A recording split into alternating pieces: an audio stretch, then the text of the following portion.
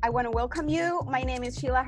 I'm the General Director of Mujeres en Carrera, an EdTech initiative that encourages women to get into business and finance, make powerful decisions, and be free. So today I have the honor to present to you Katie Watt. Katie is not only a colleague but a friend. We worked together when I lived in Mexico a couple of years ago, and we decided to get together and offer you these encounters in English so that you can maximize your potential and your professional opportunities. So I just want to say hi to Katie. Hi, Katie. How are you doing? Hi, Shay. Good. How are you? Very good and very excited. I encourage everyone, please, to rename yourself with your name and last name as you signed up for the course, so we can get to know each other better. And please, we encourage you to turn on your cameras and participate through the microphone and the chat. It's a great opportunity for us to meet each other, even though we are remotely and virtually, because probably we're gonna meet again here in this manner, and it's nice to see everyone's faces. So without further ado, I'm gonna, there you go. I see most of you now, and I'm excited. Welcome. And now it's all yours, Katie. Thanks so much, Shay, and I'm super excited. We've been talking about this collaboration for a long time, and I'm really excited that as friends and colleagues that we're able to kind of get something together. My name is Katie. I'm really excited to be here this morning. And I just want to say one quick thing. I love questions. So Sheila is gonna kind of be my questions manager, and please don't save your questions for the end. I like to have questions as we go along. I want this to be interactive as much as we can with Zoom and this digital craziness with the pandemic. So please, questions, comments, if anything isn't clear, go ahead and send your questions, and Sheila will kind of manage them. Usually there's several similar questions, so we'll try to answer them together. Yes, please participate. Okay. So welcome to the workshop, How to Create a Resume. We're going to be talking specifically about a resume.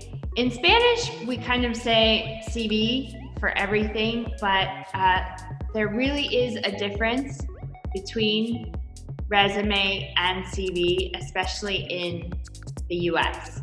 So when we talk about resume, really it's the French word for summary, or we see it similar to Spanish, resumir, right? So it is a summary. It is extremely short.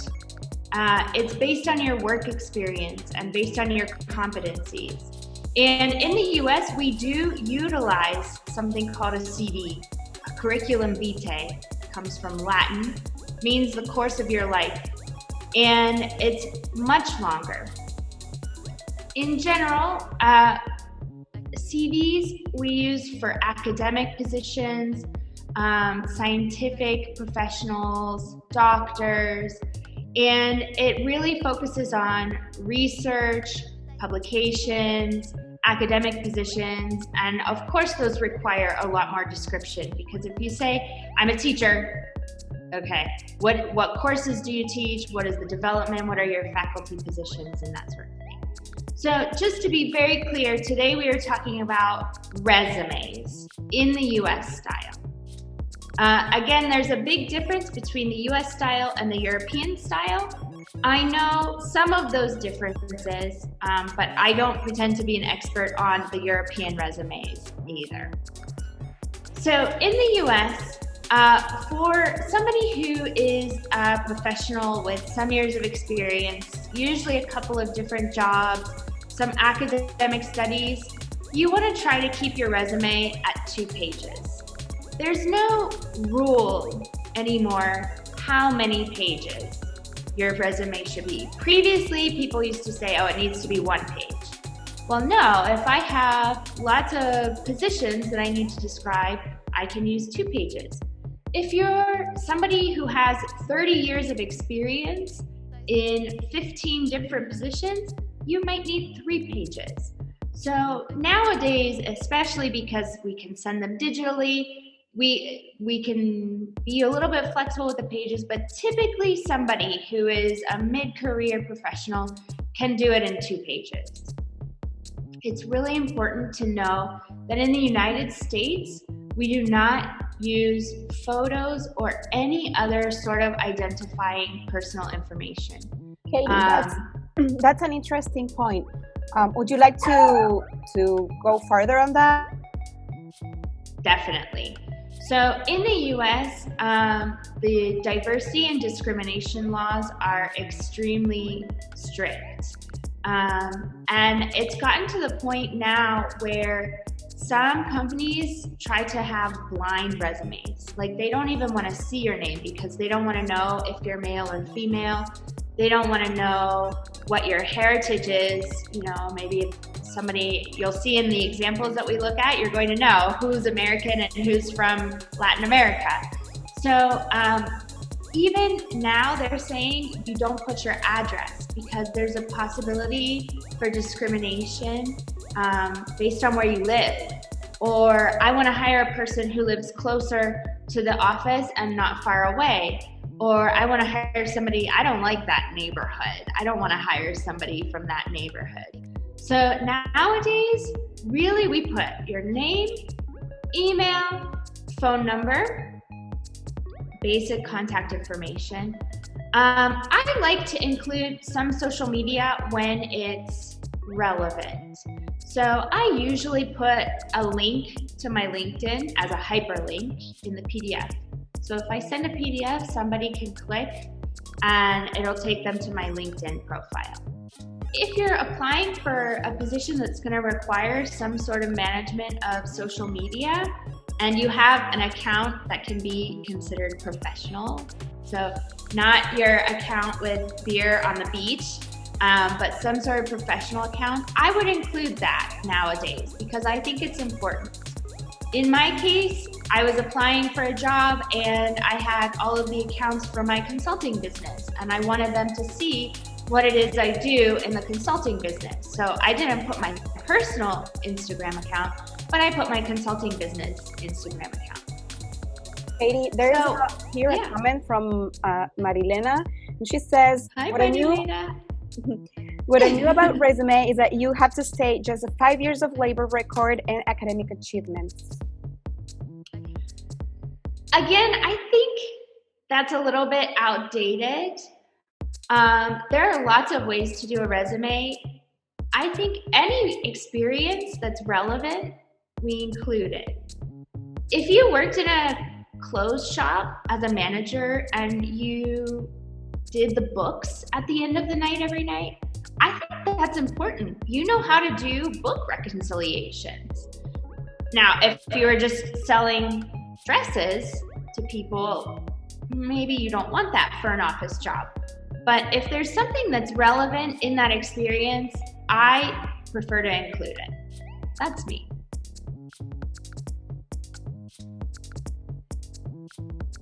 So this is my personal resume and my CV in Spanish. And I wanted to show you a kind of a side-by-side what it is that's so different. So on the left-hand side, you see a resume and you see 1, 2, 3, 4, 5 positions on that first page, contact information, and a professional summary.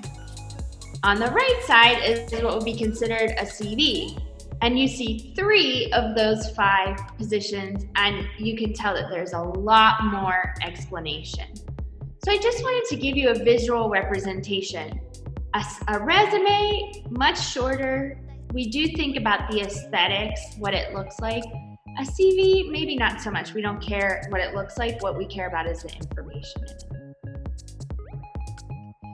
So I want to talk a little bit about the components of a resume. Your resume is always going to have your name and contact info. Again, we talked about social media if it's necessary, and a professional summary. One of my new favorite tips is if you are going to apply to a position not in your country, contact a Skype or a Google phone number in the country that you're going to apply. Because seeing an international number really can be an instant turnoff. So somebody says, no, it's an international phone number. One, I'm not gonna spend the money on making an international phone call to this person. And two, how the heck am I gonna bring this person from Argentina to the US? So it's an inherent discrimination. They're not going to say, oh, I don't like Argentinos. No, that's not what they're saying. They instantly start to think about the logistics. And you would say, I don't care. I can pick up and move whenever I want, and I want to go to the US. So contract a Skype or a Google phone number in the US. It doesn't matter what state or what area code you use because people live everywhere, and so that's not going to be a point of discrimination. But make sure you have a phone number for the country that you're going to apply to. In the rest of the contact information, I tend to be as minimal as possible unless they specifically ask you to include address or some other contact information. Typically, they don't. In the professional summary, this is really important.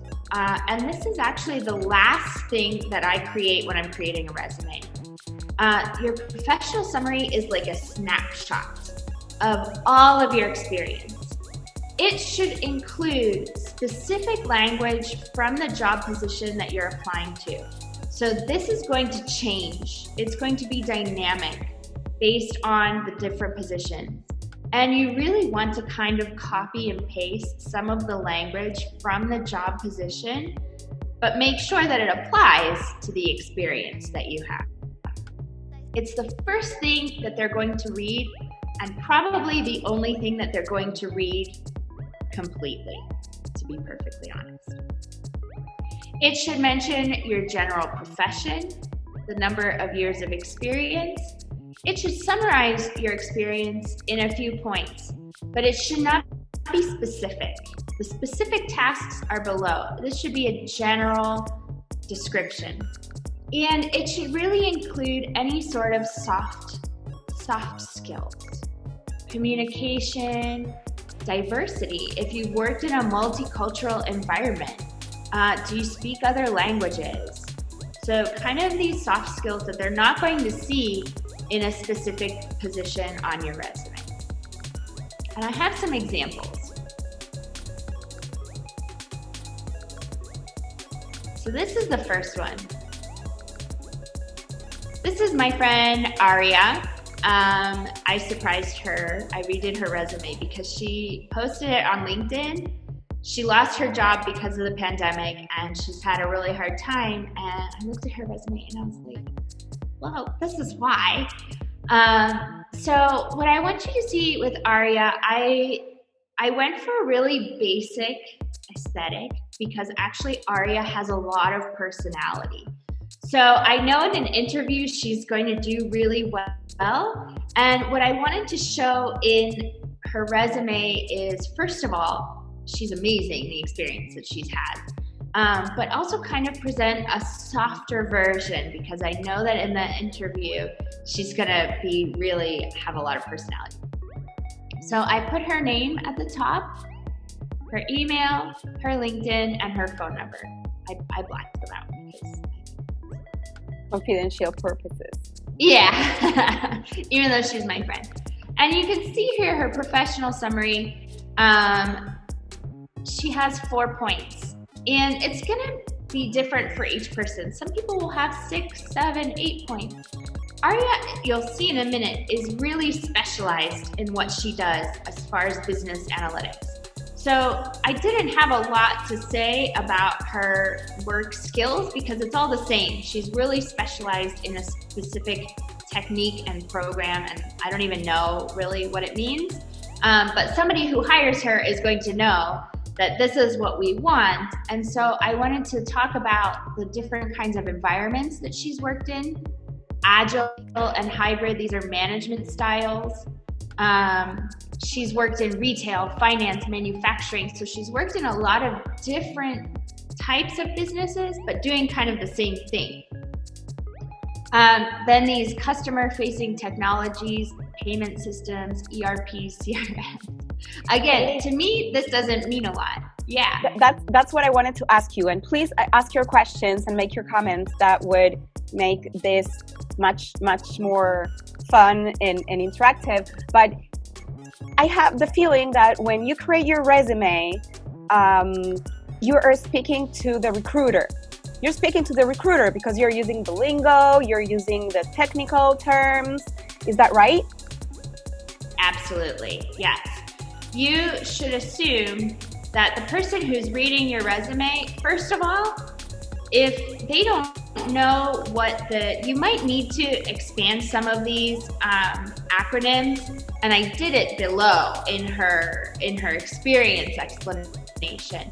But somebody who wants a business analyst who is an expert in customer-facing technologies and CRM, they know what that is. And this is telling them, that's me. I did that in retail, manufacturing, restaurants. I've done it in all of these contexts. So, she might be applying she actually just got a job at JP Morgan Chase, the bank. So now she's in finance, but she's going to be doing the same type of work. And I included some of these she's done a lot of this work with different sectors of the companies. So she's worked with IT, she's worked with the business, she's worked with sales. And I think that's really important because her job can be done in all of those sectors, but she's actually collaborated with all of those sectors. So I really wanted to emphasize that. Do you have any questions for Katie? Or any comments that you may need for your own purposes? I think there's no question, so we can go ahead and percolate. Let them percolate. Yeah. This is a different person. This is my husband, actually, and I tried to choose some different aesthetics also. My husband's an engineer, and so his resume is kind of boring. And so I decided to kind of spice it up with a little bit of color, nothing too crazy. This is all done in Microsoft Word, so there is no digital design behind this. This is all Word, basic, create a box and fill the colors. His professional profile, I really wanted to emphasize, he has always worked in multinational companies, which is really important in his field as an agricultural engineer. So he's done a lot of the technical consulting, but his real management is in multinational companies. And he's also worked with all of the different sectors. So I really wanted to emphasize that. Agribusiness, marketing, monitoring, reporting, technical assistance. And for somebody in agriculture, it's important to specify what products they work with. So he works with grains, cereals, fruits, and vegetables. Some agricultural engineers work with animals. Some work specifically with chemicals. So it's really important to identify here where his experience is. And I wanted to emphasize, not only is he an agricultural engineer, he has an MBA, and he's really a geek, a nerd about management. So he's really into implementing new management strategies.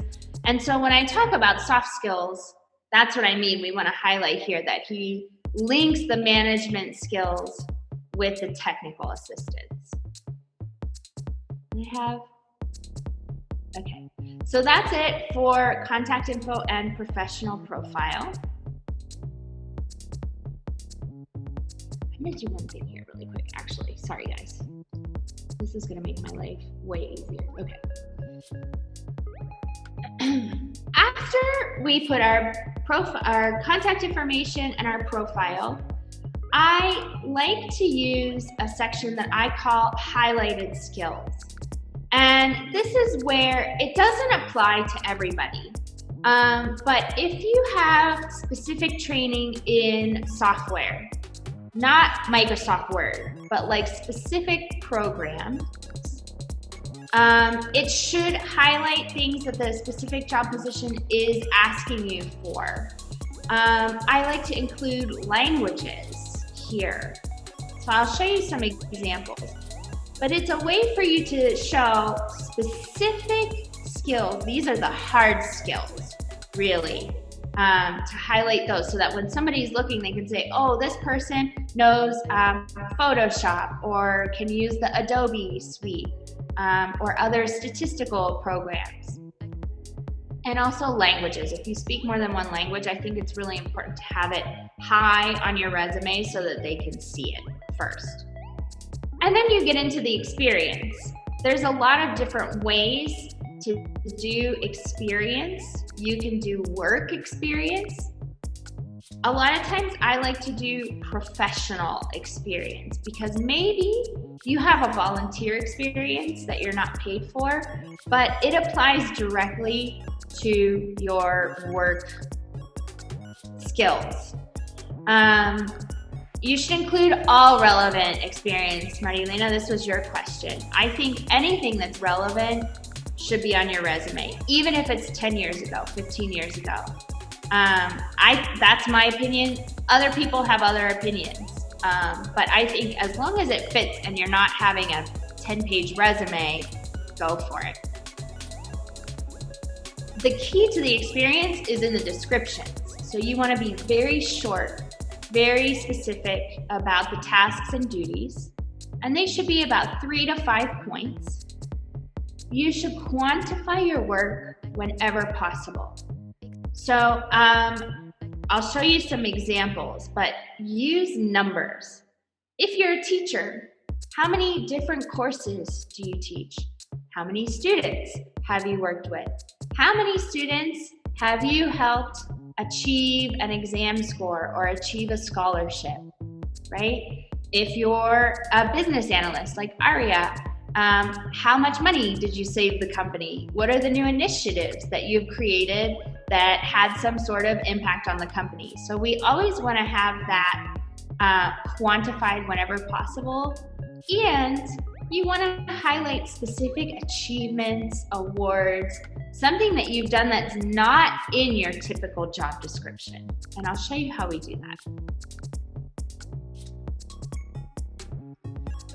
So here's an example. This is from Aria's resume. You can see I divided her highlighted skills into 3. She has a lot of software training. So you can see she works with all of these different programs. Again, to me, this means nothing, but the person who's going to hire her, this is going to mean a lot that she can work in all of these different programs. She has some specific certifications for the business world. SAFe and Scrum are like safety certifications, and then the Six Sigma is a business management certification. Katie, can you so zoom these in are also really important. into the chart so we can see it better? Thank you. Is that a little bit better? Great. And then I put some of her expertise, which are some of the things that she has done that has been common in all of her jobs. So she works with user stories, process modeling, feature delivery, data analysis. Again, to you and me, maybe this doesn't mean a lot, but the person who's hiring her is gonna say, wow, like look at all this stuff, and it takes up this much room on her resume. Go to the next one. This is a different one. This is Martin. This is one of my students. He's going to do an MBA, and he's relatively young, so he didn't have a lot of experience, but he speaks 3 languages. That's that's really important. So I decided to put the languages at the top.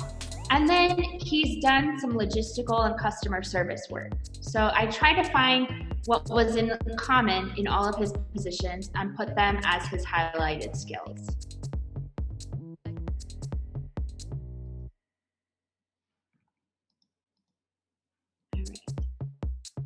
So this is just kind of a little trick that I ask myself when I'm putting together someone else's resume.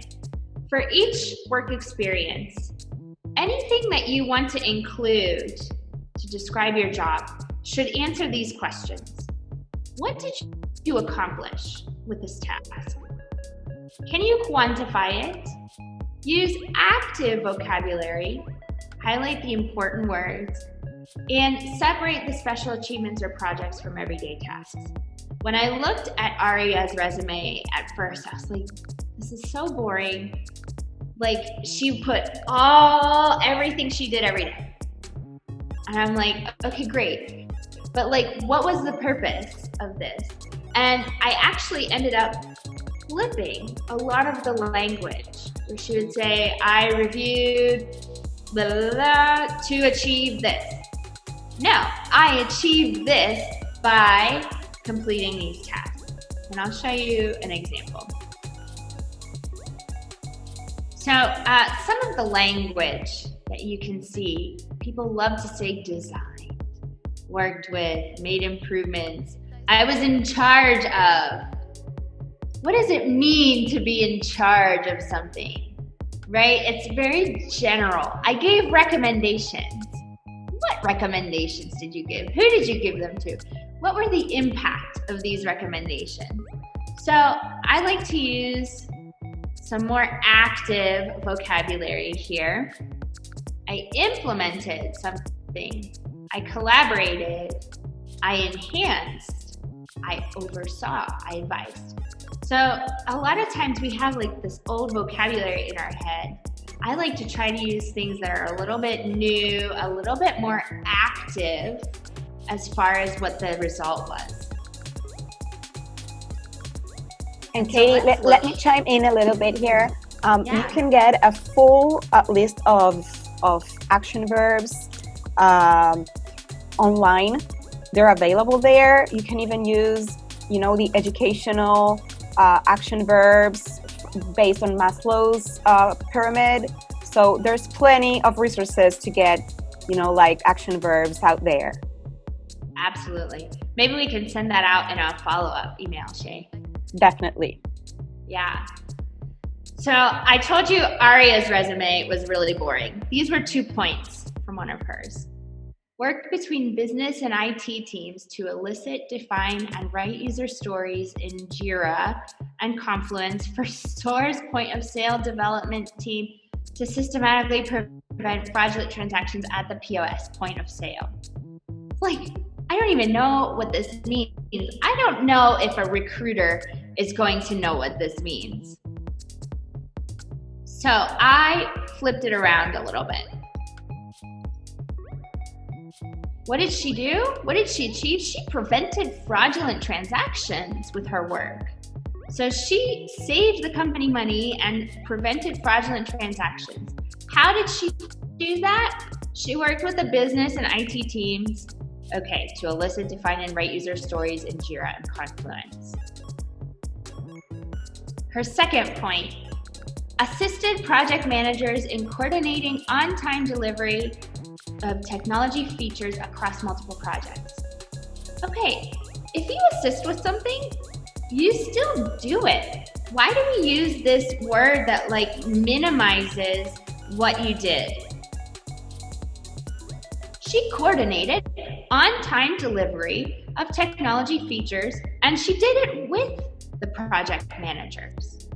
So don't try to reduce yourself by using this word assisted. No, you helped coordinate. You coordinated.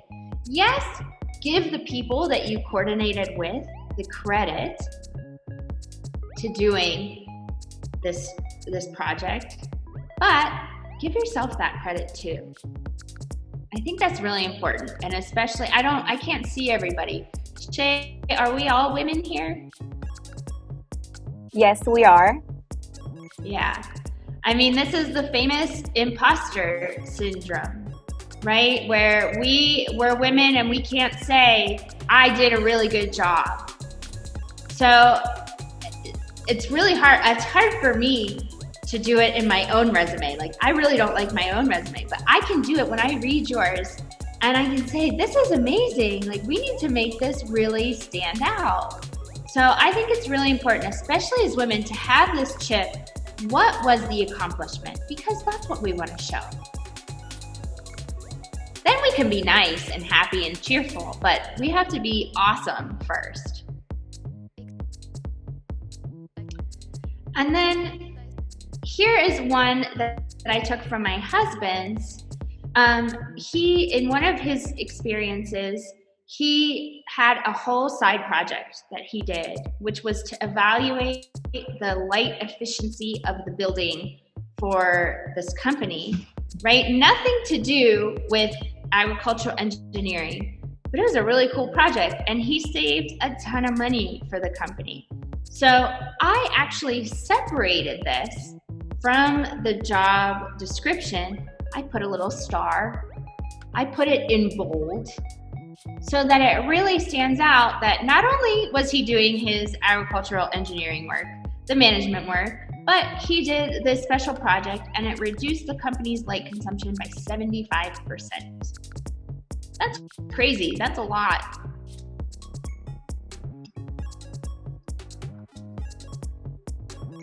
So let's look at some of these all together. This is my husband's. You can see I discovered this not too long ago. I actually copied it from a friend of mine from my master's degree program.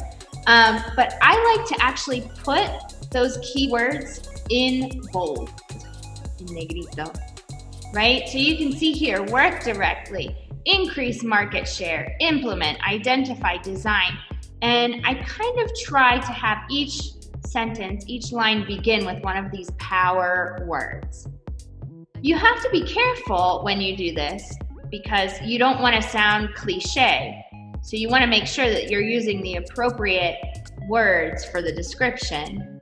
But it's kind of a cool way to go really quickly and see all of the different things that he did.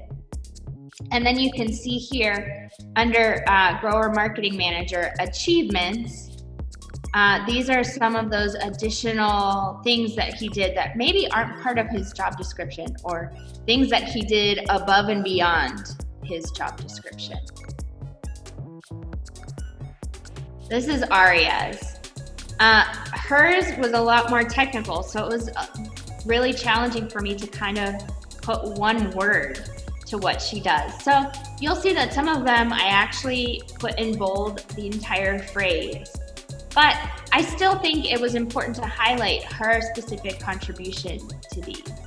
And I want to point out one here at the very bottom where she mentored 2 product analysts. So it wasn't in her job description, but when you mentor somebody, I think that's really important to include. Katie, can you zoom in a little bit so that we can see some of the action verbs you used in the bold? Yeah, language. So here's great Aria's. tips you're offering. And by the way, Anna says that she loved the tip on the specifics and don't reduce yourself. Yes, it's so important. Sometimes I even say, like, how would a man describe this? Like, if I was talking to a man about my description, how would he describe this? Because we have so much of this ingrained in our brains that we can't talk good about ourselves. And it's really hard to break that paradigm. And so it's something that I really challenge myself to do when I do resumes for people. And I actually have one more here. This is Martine. So this is really all of the experience that Martine had. I told you guys that he didn't have a lot of experience. He's really young. I see a question from Marilena. Yeah. Can you read it to me, Sheila? Yeah, it says, Katie, can it be possible that we use the use of assist instead of coordinate? has to do with the hierarchical position you have in the company. For example, if you're working as a secretary. I don't know, because secretaries do a lot of coordinating, I think, more than the CEOs. So I think you have to think about your position. We don't want to exaggerate, right? We don't want to say, I implemented this entire project by myself. No. If you worked with other people, I implemented, and I actually think Arias has it. Here, the second one. Coordinated on-time delivery of technology features across multiple projects with project managers. So I didn't say that she coordinated all of this. She did it with the project managers. But I really think that word assisted kind of devalued what it is that she did. So I think yes and no, you have to be careful. You don't want to exaggerate. But I think a lot of times we actually, as women, tend to devalue ourselves in general.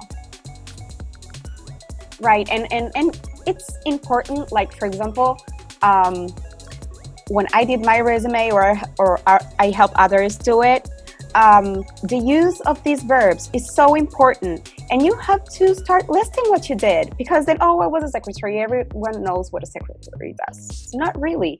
Sometimes you are in like a manager position.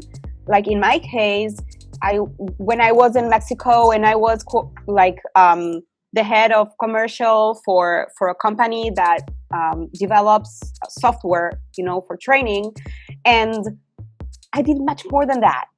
I did all the marketing. I did all the demo videos. So I did all that.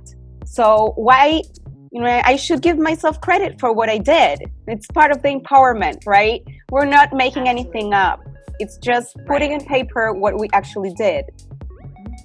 And in that case, I had a similar experience, Shay, where I worked in a business school and I was supposed to do institutional relations, but I ended up training the sales staff. I started to learn code so that I could update the website when I needed to put new programs. So I developed a lot of these other skills, and it's really important to put those somewhere. Absolutely. I'm with you.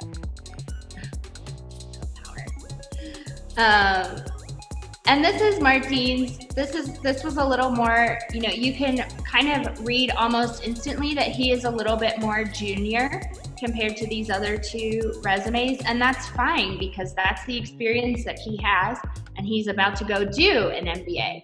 So we really wanted to kind of get the management. This was the resume for his MBA application. So try to get the management skills that he got from each of these positions. You see, he's customer services representative. He's a telemarketer.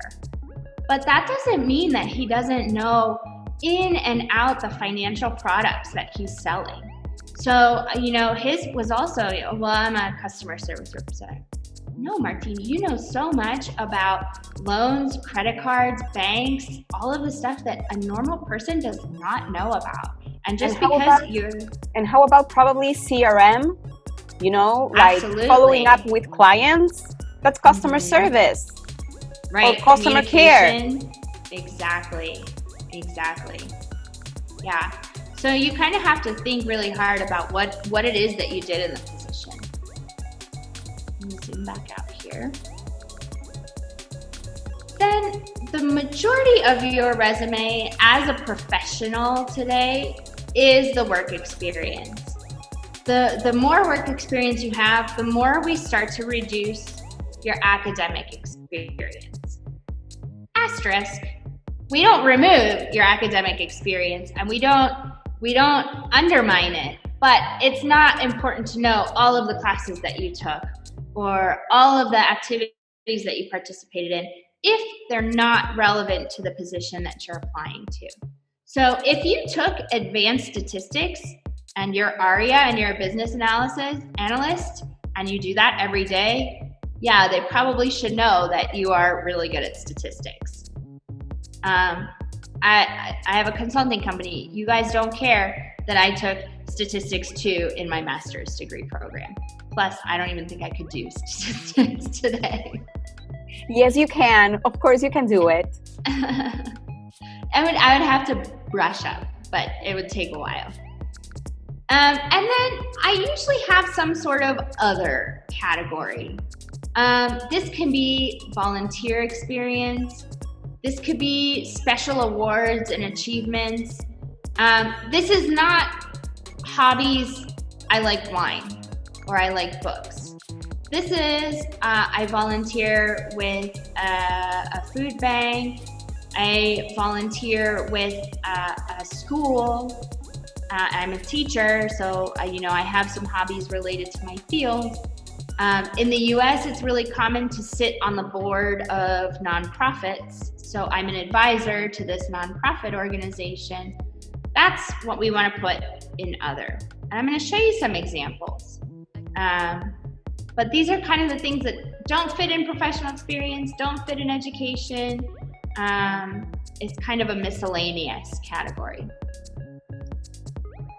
So here is Martin's, and I really liked how this turned out. So he is very active with the food bank where he lives, and he actually uses his training in logistics. He takes orders, prepares them, he gets them delivered to the schools and to the homes. And he's also a member of the rugby club in his town. And if he was just a member, I wouldn't have put it. But he's been a player, a captain, a coach. So he's worked with teams, and this really shows, I think, kind of his group spirit, collaboration, work as a team. Yeah, and he actually wrote this, I didn't change it. Being a captain and a coach represents pride and responsibility in my participation in the club. And I just thought that was really powerful. And a way to kind of be a little bit different than the other applications.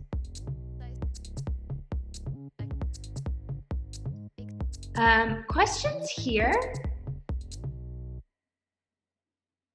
Take advantage of this time because it's a very unique time to ask questions. Probably you have questions for yourself. It's okay. You can ask Katie if there's something you're working on in your resume or you didn't start, or maybe you belong to a particular industry and you want to ask a question that is very specific. Do it. It's welcome. This is what we're here for. So go ahead.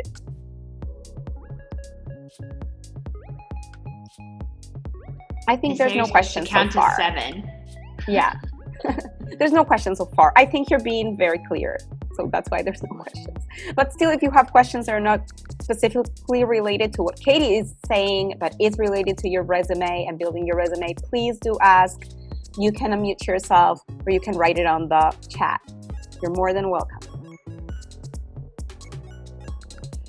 So this is where I need to review my resume first. Well, hopefully this will give you some points to think about, Anna. This is an example of a very reduced education section, and it's okay. Aria was, Marilena, where would you place hobbies? Can you read the full question for me, Shay? Yeah. Where would you place hobbies that are well regarded by some companies? I would ask which hobbies, for example. Yes. Which are the hobbies? I'll give you guys a story. My cousin, he has been an executive at HP, Hewlett Packard. He actually retired not too long while he was, they were reducing, and so he volunteered to retire. But he always said, especially in an interview, but also on a resume, the work environment at HP was really, really intense. So what he looked for on the resume was somebody who had something that wasn't just work, because he knew if it was somebody who was going to work, they were going to burn out in 3 to 5 years. So if that kind of roundabout answers your question, it would be to tell my cousin, I have these activities that I do that keep me grounded, and I have a life outside of my job. So I don't think, maybe if you're a sommelier, if you did a wine sommelier course, I would put that as a certification. If you just like to sit at home and drink wine like me, probably not. But are you a reader? I have a friend from university. She has a whole separate Instagram account called Antoinette Reads, and she has a gazillion followers, and she reviews books. So I wouldn't say I like to read. I would say I have this Instagram account, Antoinette Reads, and I like to review books online. So it shouldn't just be, this is my hobby. There should kind of be something a little more to it that says, this is what I dedicate my time to. Like Martin said, I forget, I just loved the way he wrote it. Being a captain and coach represents pride and responsibility in my participation in the club. Like, if that does not, can you just get a picture of this guy in your head? Like, what is he going to be like when you talk to him? Katie, there is a question here from Luciana, and I guess what she says, I've been working, she's been doing some training, she's been a trainer on female rights and vulnerable populations. How could I write all of this? How can she word it? That's a lot. Luciana, it was? Yes, Luciana. Luciana, so my first question is it a volunteer position, or is this like part of are you like a consultant? Luciana, if you'd like to unmute yourself, we can talk, or you can write it on the chat, but to make it flow, you can unmute yourself and do it. Okay. Yeah, there you go. Hi. Hey. Here I am. I think it's kind of volunteer in my university. We have been working with Ley Micaela, which explains that all people who work in the government in public positions must learn about women and people Gender. from the LGBT. Yes. Mm-hmm. And we have been working with this with all of the careers, and it has been a hard work. My university has nearly 95 degrees, and I think we work just with 60, but it's a lot. And I want to know how can I count this, because if we work with 2 or 3 specific areas in the university. So I would probably actually put that under professional experience. So this is where I say, your work experience or professional experience doesn't always have to be paid and doesn't always have to be for a company. I actually, on my resume, similar activities from university, I have under professional experience because I studied international development. So I did a lot of volunteer experiences that were directly relevant to what it is I did in my master's program and before I moved to Argentina and became a consultant. So it was relevant, that kind of experience. So I would put it as a job. They don't know if you were paid or not. I would put it as professional experience. And as a trainer myself on gender and women's rights, what I can suggest is that you actually use your verbs and say trained X amount of people over X amount of programs in my university in regards to Ley Micaela. When you present your resume with people that know what Ley Micaela is, you don't need to explain what it is, as Katie said before. Probably if you are leading these trainings, you want to say that you coordinated it or you're led X and Y parts. Yes. Yeah, Shay, and you get to a really important point because when we talk about, those of us who ran programs, what does it mean to run a program? Oh my God. Right? You have to contact the people. You have to reserve the space. You have to order the food. It's event planning. How about designing the training in the sense of the way I do it when I design programs and then do the development. Did you develop the PowerPoint slides? What did you do? You know, like all those things that you did are part of it. So there's a lot of it. Even you can put everything into training if you want, but really you're doing much more than just that. Exactly. I hope that answered your question, Luciana. Of course. Thanks. No problem. This is another education section. This is my husband. As you can see, he likes to study. And again, it's not good or bad. These are just two very different profiles. So Aria, she did her bachelor's degree, her licenciatura, and she's about to start a master's program. That's it. My husband is the king of diplomados and diplomaturas. So you can see that he has his licenciatura, his bachelor's in agriculture engineering. He did his master's, but in between, he did all of these other training courses that are really important because in his sector, the agronomos, right? You just think the guy who goes and stands on the farm. So I think that these make him really different and really special compared to some of the other people who might be presenting for these jobs. Some of them, you'll see I put descriptions, and some of them I didn't because I just thought it's pretty self-explanatory, a certification in UN Sustainable Development Goals. You know, I'm not going to put all of the classes that he took. I'm not going to explain what the UN Sustainable Development Goals are. Otherwise, his resume would be 100 pages. So you have to be a little bit picky with these, especially when it starts to get really long. Thanks, Jay. Yes, SDG ODS. And then this one is mine. It's a little outdated. But I wanted to show you how this was an academic resume. So I chose to put kind of all of the honors that I'd received in the university, the scholarships, because there's a lot and I'm proud of them. And I didn't really know where else to put them. So this kind of goes in that other category, which I decided to call honors, awards, and recognition. You can see also here, for example, I put in academics my Fulbright scholarship because I thought a Fulbright scholarship was a little bit more important than just, you know, one of these awards that I got.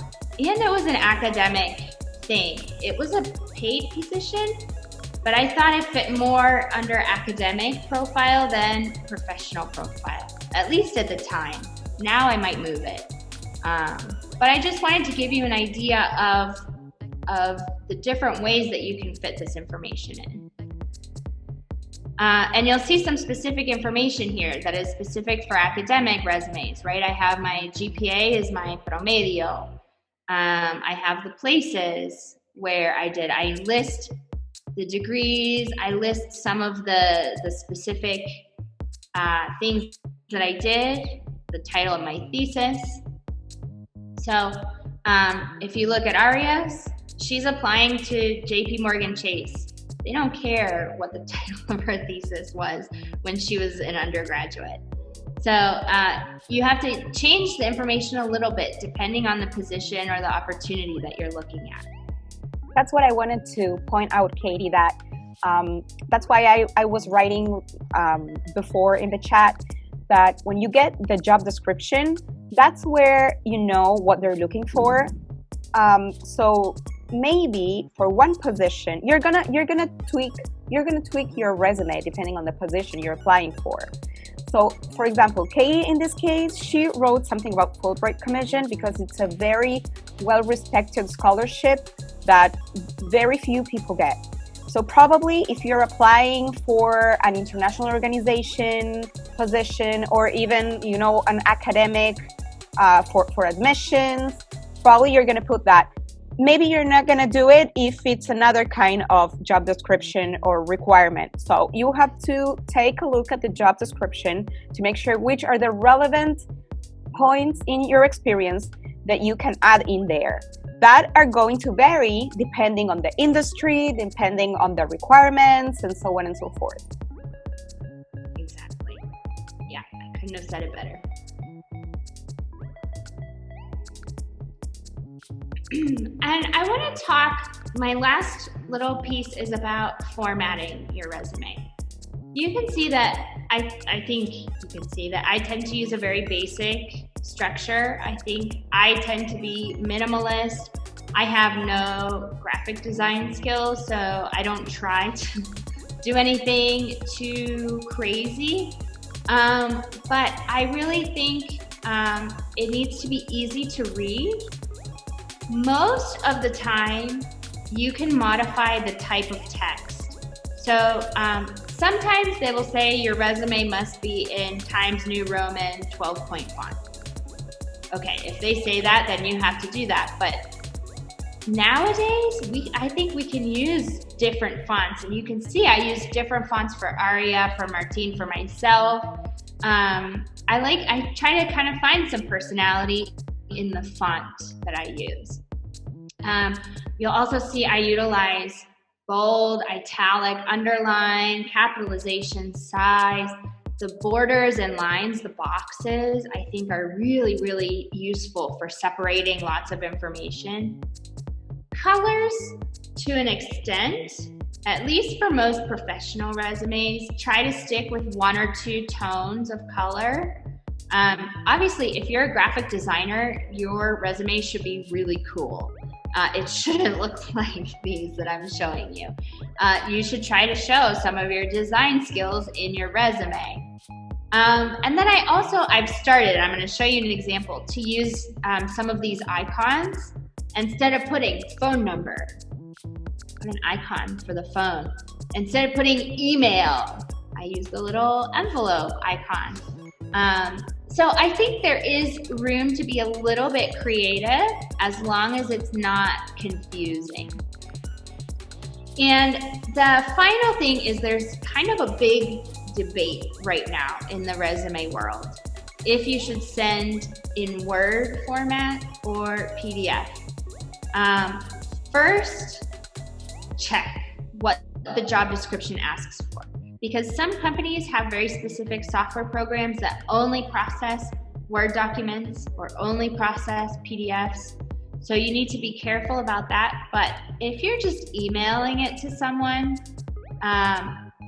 or it seems maybe a little more informal, like it's not going to go through a computer software program, I always send in PDF because Word is the worst.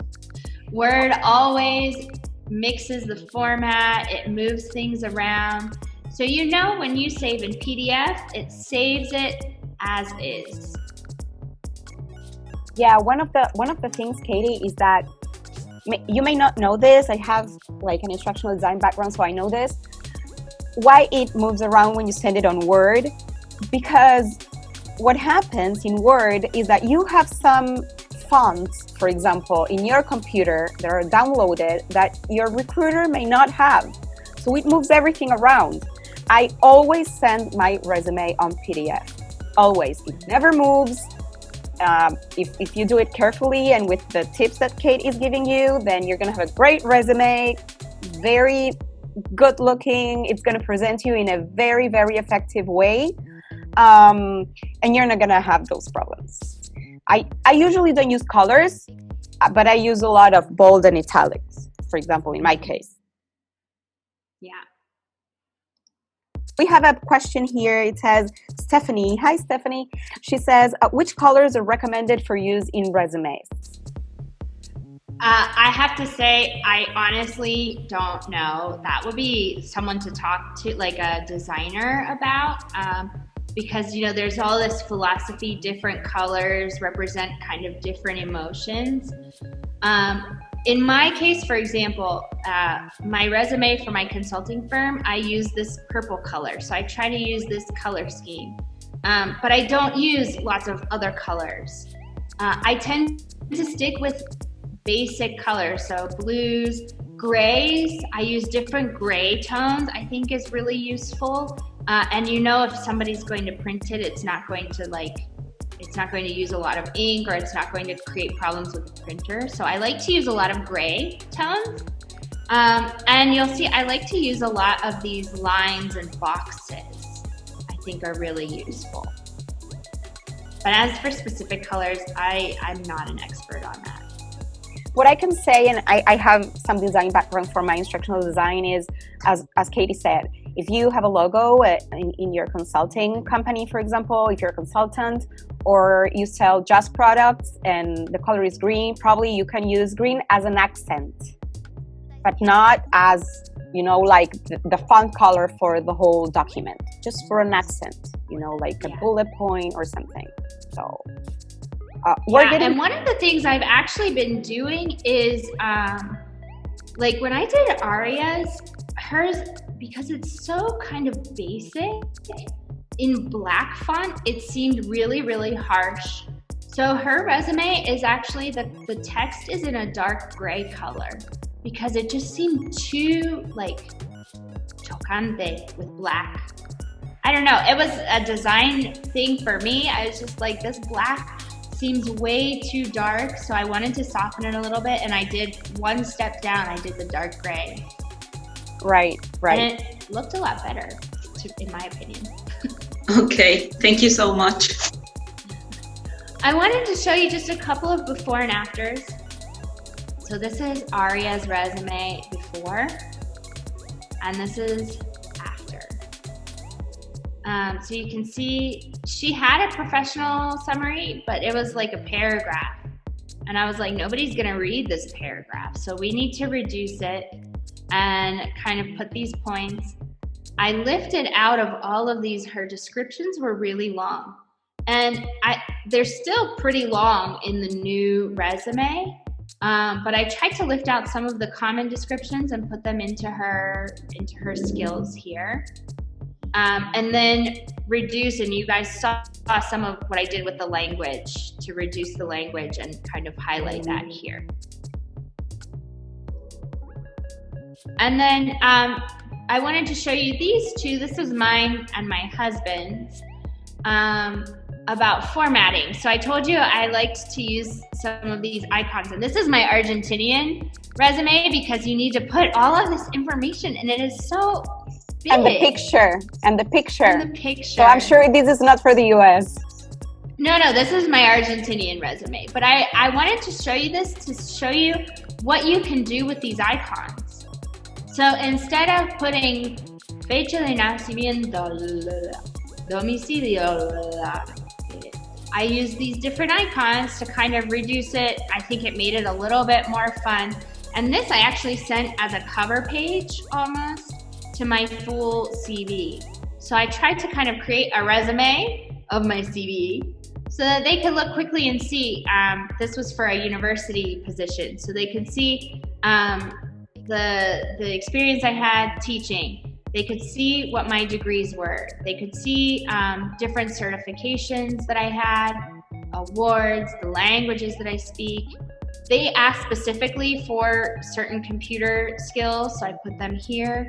And then I just listed my 3 or 4 most, and here, Marilena, this might answer your question. So these aren't all of my work experiences. These were the 4 that I had in education. So I chose to kind of select those. Then when they read my CV, which was like 12 pages, they can read anything. Oh, she's saying in a resume we don't include objectives. That has become kind of an antiquated thing. Agricultural engineer with objective of finding a job. Could we write our objectives maybe on a cover letter?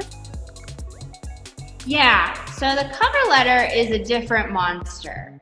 The cover letter is going to be your presentation of your resume, and now it's almost evolving into a cover email because I think the idea of the cover letter is kind of antiquated with email nowadays. But yes, you can say, you know, I'm looking for this job and I've identified this position specifically because I want to develop in X position or X sector of my profession. So I think you can kind of put your objectives in the cover letter, which is explaining why you're applying for this job. But objectives, like our parents put on their resumes, is old. Good. And then for the question about color, you can see I used a little bit of color in my husband's. Just to kind of, I don't know, sometimes engineers are just really boring. So I wanted to, you know, just put a little bit of color and see it, just to kind of make it a little more visually interesting. But you can see I used the same tone of blue and a tone of gray and nothing else. Right. Katie, we have a question from Stephanie here, which is great. And I think we're going to cover this in one of our future encounters again. But do you know some page or blog that I can use to learn to write a cover letter? I don't have any off the top of my head specifically. I use LinkedIn a lot. The publications on LinkedIn, especially by LinkedIn, are really, really useful. And then I also like to go in all of the comments to see what are the experts saying nowadays about these topics. So the other day I was reading this big debate about PDF or Word, and like some people were like, no, you cannot send it in PDF because the system doesn't read it. And I was like, oh, I didn't really know that. So like you need to make sure if you're gonna send it in PDF that they're not using some sort of software system. So my real go-to resource is LinkedIn. Good. Any other questions as we wrap up? No? Okay, I'm here reading the chat in case any questions arise. Can you hear me? Yeah. Okay, yes, sorry, I was like, what happens if someone has very little experience because they have just graduated and maybe they worked in only one company? How do you deal with that?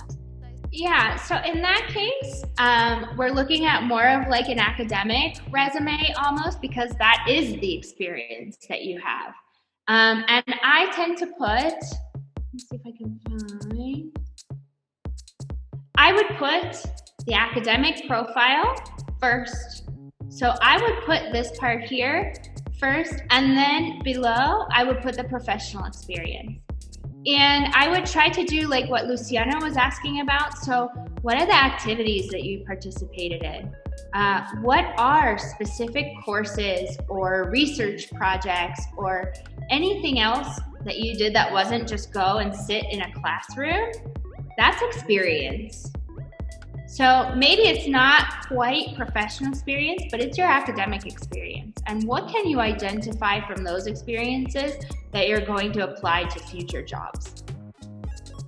I can provide an example. For example, when I was a graduate assistant at my university in the US, I was working on a research project that this research project was on multicultural awareness of pre-service teachers, for example.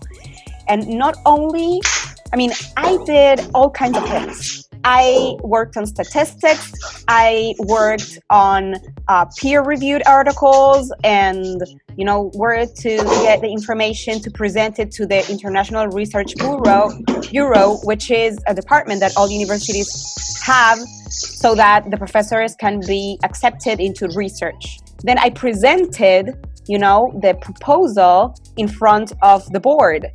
So that was, it wasn't a volunteering position because they would pay my tuition in exchange, but it was a very academic focused intra-university kind of task. But still, I always put it because research is important in any position you participate in the workforce. you have to review the reports. Then you need to report it to your manager if you're not the manager. So those are some kinds of things in the academic world that you can use for your benefit in the resume. So whatever experience you have in academic or in a company, then you like specify the duties or the responsibilities you have. Absolutely. And that's where, even if you look at my husband, so he has a lot of academic information, but here in this postgraduate, improved my ability to manage different projects related to food consumption and analyze the social impact. That's not something they teach you in Ingeniería Agrónomos. Like they don't teach you that, right? So I think all experience is good experience. You need to decide where you're going to put it and how you're going to explain it.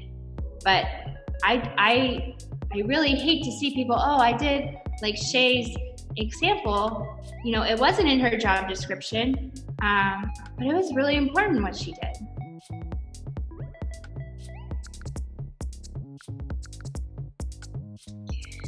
Do you guys have any other questions for Katie? I think, Katie, in case the girls would like to contact you, is there any contact information you can share with us? Yes. There you go. Yes. So down below, I have a website. Most of my social media is on Instagram. And you can see my email and my WhatsApp number. So any of these ways is a way to contact me. That's great. And I would like to take advantage of this time to thank Diana Utin, who picked the fashion choice I'm wearing today with the accessories and everything. You know that in Mujeres en Carrera, we really support entrepreneurs. And I thank her. Thank you so much. But I encourage you to follow us on @Mujeres en Carrera in Instagram, and we on our website, www.mujeresencarrera.com.ar, because we are continuously offering a lot of great opportunities for training to be up to date with the latest trends of work and finance. So I encourage you to join our community. I just want to say thank you so much to Sheila, to Mujeres en Carrera. It really is an honor to be a part of this community, and I think the things that you are doing are amazing. So I'm really excited to continue working. Yes, and thank you so much. And just to tell you, girls, we've known each other for a couple of years, and we used to work together in this business school that Katie is mentioning, and we had a great time working together. And that's why we're joining forces now to give you all these things we know. Thank you, Katie, so much for your time and for sharing all your tips. And for the ones that stay until the end of this session, we're going to send some very good tools by email. So stay tuned throughout this week or next week. We're going to send this. And thank you, girls, for joining us. And we hope to see you soon again. Bye.